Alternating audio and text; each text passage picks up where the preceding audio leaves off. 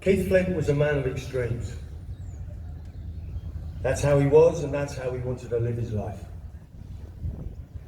Extremes are what drove him and gave him the passion and energy to be who he was. So with that in mind, let's kick this off with a quick tale from Liam. We lived next door to each other in about '96. I go over to his house in the morning, usually slag a few people off, or bangs, and sometimes he would make breakfast. At the time, he had a pet albino python, this big fucking yellow thing. He always had it around his neck, walking around the house doing his bits and pieces. One morning I arrived to this lovely smell of breakfast cooking. "That smells good. I've come at the right time for breakfast," I said. Keith replied, "Oh no, mate. That's just a dead frozen rat defrosting on the top of the oven plate for the snake to eat. It bit me last week because I missed its feeding day." He realised after that snakes prefer a less frozen, more alive rat to eat. After that, we jumped in my car, Keith with the snake, now with a belly full, to go and do some Japanese press. We arrived at the hotel. Keith and this big fucking massive snake round his neck got out of the car and all the press ran away. Just another normal day in Keith's world. Keith was born at home on the 17th of September 1969 in Goodmayes, Ilford, to Clive and Yvonne and big sister Sharon, who was 2 years old. When Sharon was told by Mum and Dad that they had a big surprise for her, she asked if it was a banana. So they patiently explained, "No, you have a little brother." Sharon's earliest memory is peering over the cot to see Keith on the day he was born. 49 years later, nothing has changed. Sharon still loves her little brother and still loves bananas. When Keith was 6, the family moved to Chelmsford. After living in Ilford, Chelmsford felt like the countryside. From a very young age, Keith loved going out and riding his bike with his mates. As a young lad, he had horse riding lessons and competed in gymkhanas and won many rosettes. This is where his love of horses began. However, Sharon remembers that when he played games with his sister and his cousins, they knew that Keith would always want to change the rules of the game, and they always had to let him win, otherwise he'd go off in a huff, returning later to continue with the game as if nothing had happened. Sharon has this to say about those early memories. "As a family, we are very proud of what he achieved with the prodigy. However, we were unsure what career path he would take as he was growing up. At 6, he showed potential as a fisherman, when on Cromer Beach in Norfolk, he caught a big bass single-handed. At age 9, he wanted to be the barman when we went to a friend's party, and he spent the night meeting and greeting everyone and serving drinks, playing the host. Age 7, on holiday in Scotland, staying on a farm, he spent the 2 weeks helping the farmer bring in the harvest, rather than joining the family on day trips exploring Scotland. Then at the end of the holiday, he declared that he wanted to be a farmer and drink iron brew for the rest of his life. When Keith was a teenager, his parents sadly divorced, and Keith went to live with his dad Clive, stepmum Doreen, and stepbrothers Ian and Gary. As the boys grew into young men, Keith and Gary spent many happy hours together out on their motorbikes or tinkering with their cars. At 15, Keith got a Saturday job in a butcher's, and when he left school, he started an apprenticeship in that trade at a butcher's in Blackmore, where he learned to roll his first joint. Next up was a stint being a roofer, before Keith went travelling in Europe, the Middle East and North Africa. On his return, he discovered the rave scene in Essex, and this is how he first came across future members of the band, as Leroy Thornhill recalls. "When I first met him, and this may be one of the best moments ever, was when he first rocked out in his bedroom to Liam's music. He was still a hippie then, so his bedroom was covered in loads of army netting, and all these things hanging from the ceiling. It was a fucking nightmare for me. There were trinkets everywhere. I had to pretty much crawl to get across the room. Liam first met Keith when he was DJing at an all-night rave on a beach and was immediately drawn to his energy. Keith was someone who always had his own original style going on, says Liam. He had this kind of magnetic aura about him. He was very aware of British culture and fashion. We'd grown up with similar backgrounds, the two-tone British ska movement. The first record he bought was Message to You Rudy by The Specials. His favourite band was The Jam. He liked the anger and energy that band had when they first came out. Former band member Sharky remembers those very early days. We first met when we were just youngsters, raving at the Astoria. That night I met Keith and Leroy. With me and Keith, it was all about being on a dance floor. We met there, and then they all ended up coming back to my house for a rave, because that's what we did back in those days. When you're raving, there are certain people that you buzz off of, and Keith was one of those people. You get drawn to someone. It's like a magnetic energy that you had that was just drawing us together. Me, him and Leroy became best mates from that moment on. Then shortly afterwards they said, we want to start a band and we want a girl. Do you want to be in it? I said, yes, all right then. What do I need to do? And Keith said, you need to come to Braintree next week to get a costume made. They gave me the address and I turned up the week after and got this costume made at their mate's house, and then suddenly we were playing the Four Aces in Dalston. That was it. Almost immediately the band was gigging hard. And in the coming years, #1 albums and sold-out tours followed. This massive success established the Prodigy as one of the most incendiary live bands on the planet.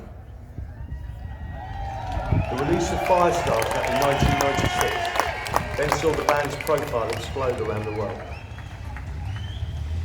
When we wrote Firestarter, remembers Liam, we were just two mates, happy that we created something special together that we were really proud of. We didn't give a fuck what anyone else thought. It was a great moment driving home from the studio in London after finishing it.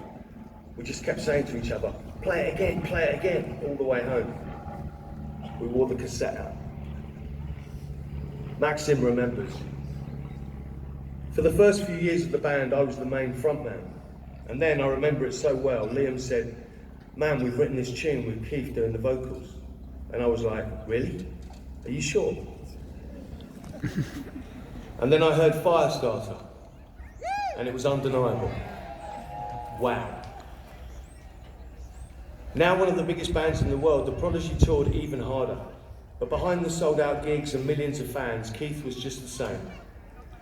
He had a kind heart, recalls Maxim. He was the sort of person, and I've seen this on many occasions, that if he saw a complete stranger in a hotel lobby looking lonely, he would go and talk to them. Next minute, you know, they're on the guest list with 20 other people.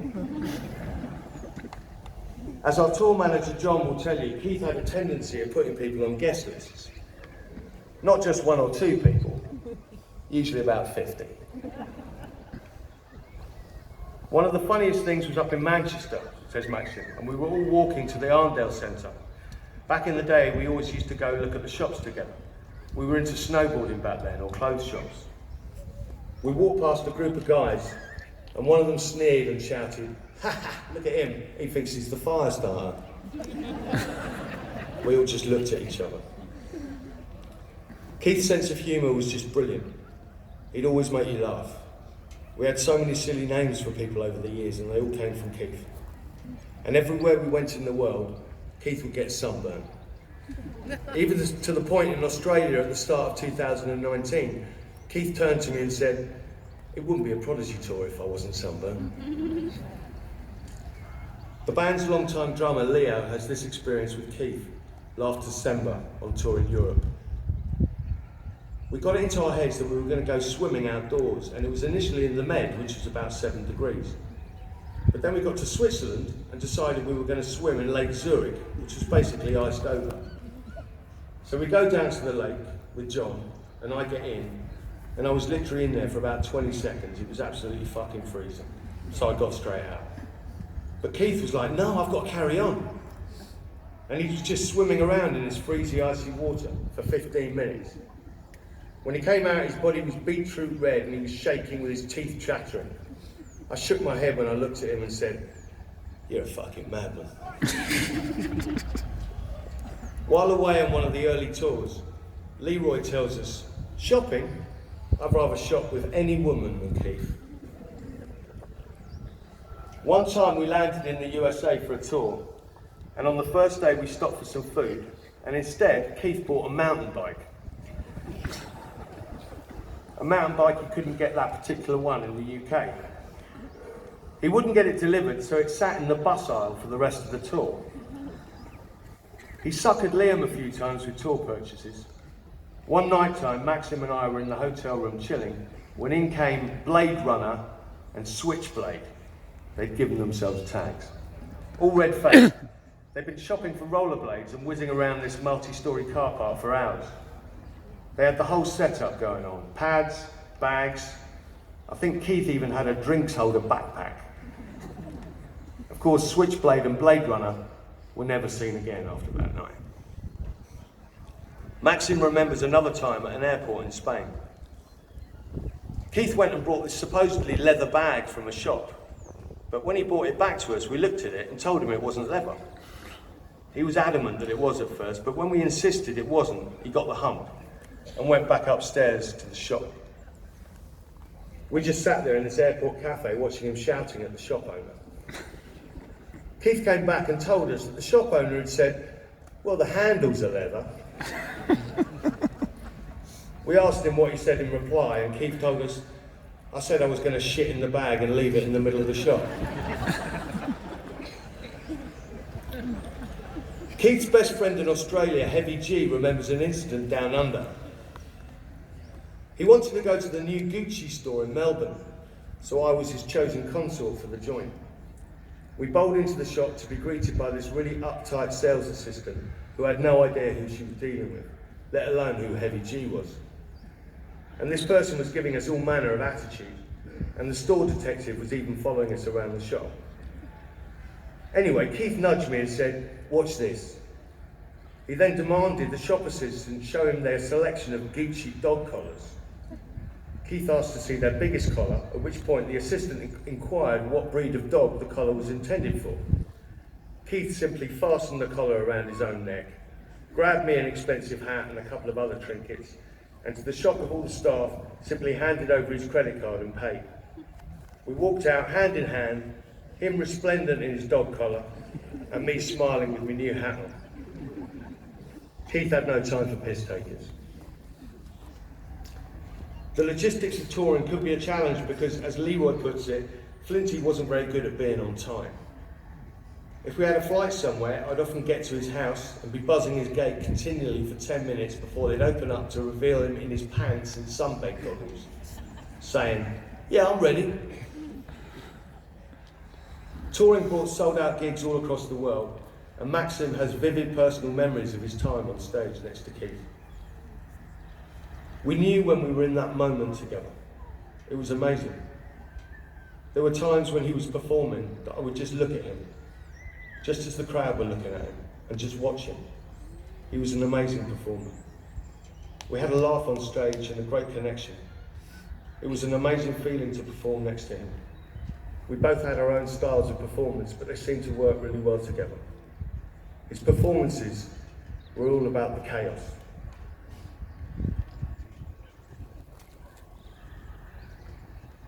The band's drummer Leo has this take on Keith's explosive on-stage performances.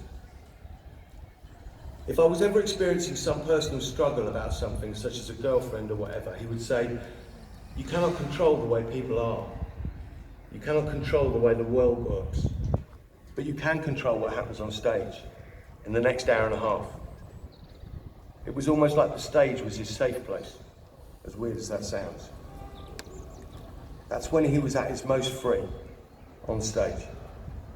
Freedom is a big word for Keith. That is really how people related to his persona on stage. It was uninhibited, and there was a freedom to it. I can remember when I first saw him on video when I was a kid, long before I joined the band, and it was like, wow, this guy is so uninhibited and free. And that characteristic is what people responded to. In fact, that's what the band as a whole represents for an entire generation of people. There's an energy, perhaps in all of us, and the band channel that in a very forthright way. Away from life on the road, Liam explains that when we come off tour and we were in between albums, he channeled his energy elsewhere. He was always into bikes, but then he started this bike racing team. Totally committed to it. He made a big success of that. He would never brag about it though, but then I would hear that his team had won a trophy or a race. When he'd finished doing that, he started riding the horses. These things were what he needed in between the band working to give him the same rush of adrenaline he got from being on stage. Paul Denning, Keith's best friend in the motorbike world, remembers how Keith had this unmistakable Fagin-like voice, and you'd hear this huge, "Hello, sir," whenever he called. He'd be literally shaking with uncontrolled excitement and energy after getting off his track bike at the end of a riding session. This is what I remember best about his good times with the bikes, the unbridled energy and excitement. He once used the excuse of carrying my bags to Malaysia when I'd broken my leg as a perfectly adequate reason to come out to the GP races and hang out with the team for a week. That week, one of the world's most iconic sportsmen, Valentino Rossi, approached Keith and asked him for a photo. Keith's humble, amused, almost confused reaction at one of his all-time heroes asking him for a photo was fun to watch.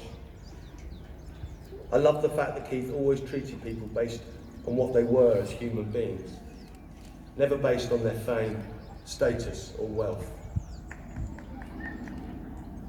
Lissa Green, who Keith knew from the world of horses, explains how he had a special connection with animals. He submerged himself in the riding until he was absolutely capable, and after only a couple of leisurely months with no ferocious crash course training in the saddle, he was able to gallop up the gallops, jumping huge steeplechase fences along the way. How this man could adapt so easily is beyond me. When his brain dreamt, his body somehow caught up and turned it into a reality. I know people who've been riding for decades and still won't leave the ground to jump over a small log. As ever, Keith can. You can't put into words just how much he loved animals. Horses and dogs flocked to him whenever he was around, even ones that were traditionally human shy. He just had a way, and they all understood. He took the time to spend a quiet moment with his horses after each ride, loving them and admiring them.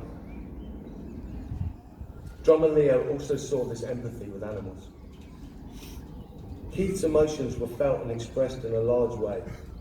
He felt the world. He didn't actually like people very much at times. He felt and saw them for what they were and had quite a dim view of human behaviour. This is why I think he loved animals so much. Keith's PA, Alex, saw this passion and love for animals up close. He really started getting back into the horses about 4 years ago. He had such a connection with them. When I would go along to the yard and stables with him, you'd see him the way he was with them. There was a pure connection that you could never really seem to get with humans. The way that they looked at each other. He would get up close and be talking to them. He loved his dogs so much. Cyrus is the governor, a German shepherd. That dog would not leave his side. I think you might have several dogs in your life, but you get a once-in-a-lifetime dog, and that was Cyrus. Them two were just made for each other. He loved him more than anything, and it's so hard that they've been left behind. In typical Keith fashion, when it was time to go back on the road with the band, he was full on, 100% on it, as Liam explains. I have never met anyone with so much willpower. If Keith wanted to do something, he fucking did it. He would look at when the tour was coming up and get himself really fit. I'd see him 1 month and he'd be pissed in the pub. And then a month later he'd be ripped to shreds with no fat on him. He was always ready to represent the band when it was that time. It wasn't just bikes and horses for Keith when the band wasn't active. He was always thinking about music. And Liam remembers this story about one particular night behind the drums. At one time, Keith had a studio set up in his house with a drum kit. He told me that one evening he was really pissed and he woke up in the middle of the night having just dreamt, "Fuck, I can play the drums. I have got rhythm." So he gets out of bed, but he fell down the stairs and smashes his head on the wall at the bottom. He got up and went and sat behind the drum kit in the dark. He said he was playing so hard he could feel the sweat pouring down his face. And then he passed out on the couch. He was awoken in the morning by a delivery guy, so he answered the door and invited this guy in for a cup of tea. But the guy looked a bit alarmed and said he had to get off. A while later, Keith went to the toilet, and when he looked in the mirror, he startled himself because his entire head was plastered in dry, dark red blood from where he'd smacked his head falling down the stairs. What he thought was sweat was actually blood covering his face. He said he looked so bizarre and just couldn't stop laughing at the fact that the delivery guy was totally freaked out by how he looked, while Keith was unaware and speaking totally normal to him. We would always sit next to each other on the plane whenever we were going to do gigs, and both laughed about that story for our whole journey. Another time, Keith surprised a house visitor in a different way, as Leroy remembers. He organised the fireworks at my wedding, and as always, he had an outfit for the fireworks duty. He was getting changed in my lounge and was down to just his pants when one of the old ladies at the wedding walked into the room. Striking a pose, Keith said, "Slip a couple of notes in there and I'll dance for you," while pointing to the waistband of his pants. That got her a bit of a blush on, but it was the highlight of her night, a story she would tell forever. That was the effect Keith had on the old and the young. Maxim agrees. Keith brought so much happiness to people, he just had that personality. Kids were happy around him, older people were happy. He just knew how to make everyone happy. Yes, there were moments when he was low and didn't want people around, but when he was feeling good, he was the most generous person you could wish to meet. He would buy things for people, give them time and attention. Just the most generous soul. Keith's PA, Alex, says the same. When I first started working with him, he wasn't what I expected. I'd seen the videos and all the prodigy side of it, so I expected this really lively character all the time. But what really sticks for me is just how gentle and kind he really was. He was just so giving, not in terms of handing out money and presents, but the care and time that he had for people. I would listen to his problems when he wanted to talk to someone, but he was so good at listening to me. He had such a good way of putting things into perspective. He thought of things in a way that I never had before. He really taught me a lot.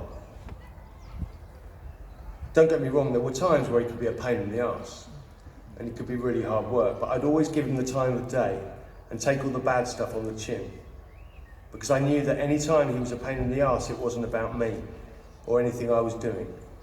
He was just going through some stuff. As a boss, you couldn't ask for anyone better. The band's drummer Leo wants people to know that Keith quite liked the idea of being a man of extremes.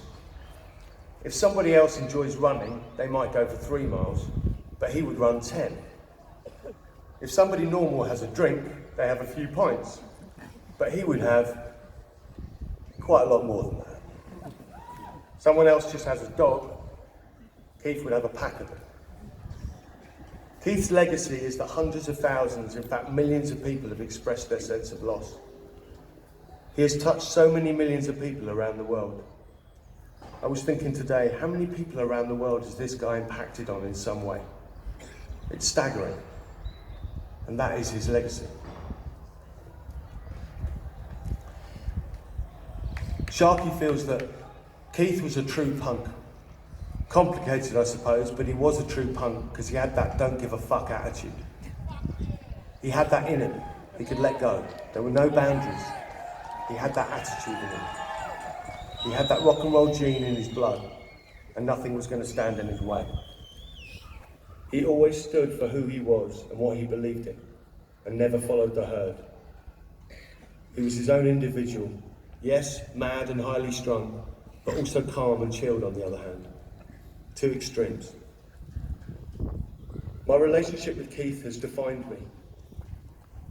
Being a part of the band and then not being a part of the band has driven me through my adult life to succeed and be who I am. It all means so much to me. So his passing is totally devastating. A part of all of us has died. I believe that this has happened for a reason. And it has put us all on a different path. Keith put me on a path 30 years ago, and now he's put me on another one. I really believe that. Heavy G explains. Keith had an addictive personality, that's a given. But I would suggest that he himself was addictive. Sometimes you need a break, and then a little taste of him would have you hooked again and you'd be reeled back in. Sometimes you'd overindulge and it would take you a month to recover from it. And like all the best drugs, there was good and bad with Keith. Now we all must go cold turkey, and it's bloody hard. There hasn't been a day in the last month that I haven't cried and laughed, at times simultaneously.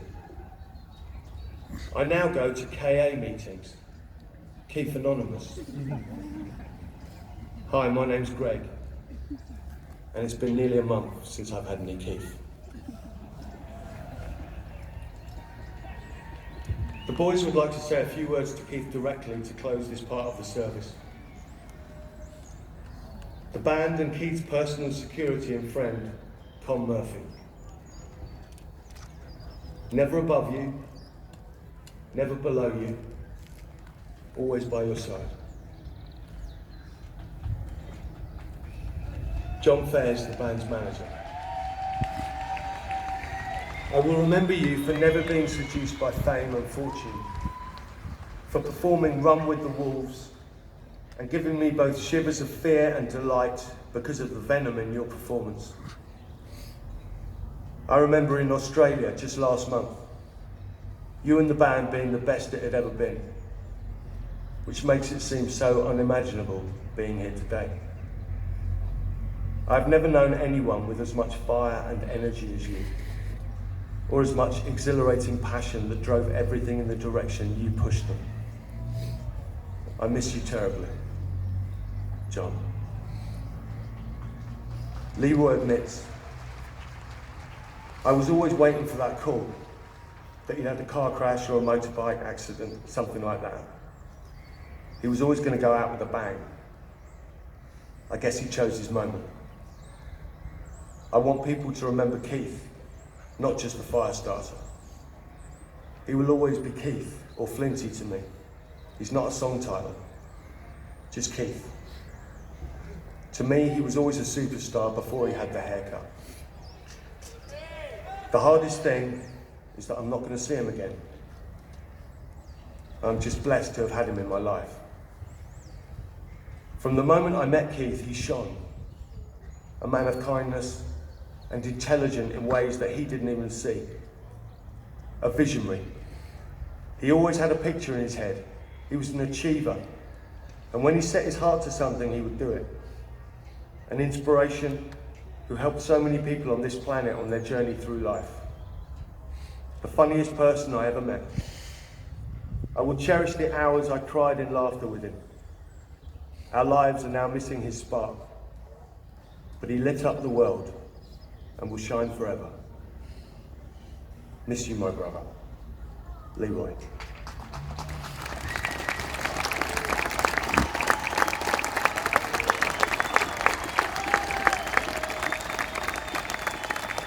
Maxim has these words for Keith. You were a person who always lit up the room. When you sensed a person feeling uncomfortable, you made them feel comfortable with your wit and your humour. You expressed yourself with music in a way that nobody could deny the feeling of love and joy you shared with us all. You were definitely enigmatic and one of a kind. You lived for excitement and danger on and off the stage, and everything you did was full on, 100%. Performing with you is a feeling I will always cherish. I will miss you, bro. All the low times, the laughter and fun times we had together. But your memory will never die, as it's imprinted in many hearts worldwide, and stories will be told about you forever. Rest in peace, Maxim.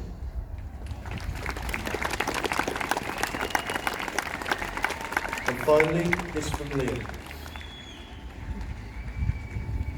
Keith was always brutally honest. He wasn't afraid of anything.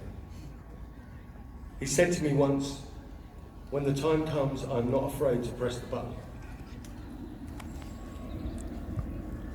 Keith, you were a man of the people, a man of integrity, a man of style, originality, and fearless self-expression. The realist motherfucker. An atmosphere hoover when you wanted to be, a gear hoover when you wanted to be. You like to live your life on the razor's edge for the buzz. You were an anti-star, a true pirate, and committed to our cause of shaking people's souls and shaking the foundations of buildings with our tunes. My beats will never stop rolling for you. Our bond was so strong and unbreakable. You will never leave my heart, my loyal friend to the end. I miss you. Good night, dear brother. Fly high. Liam.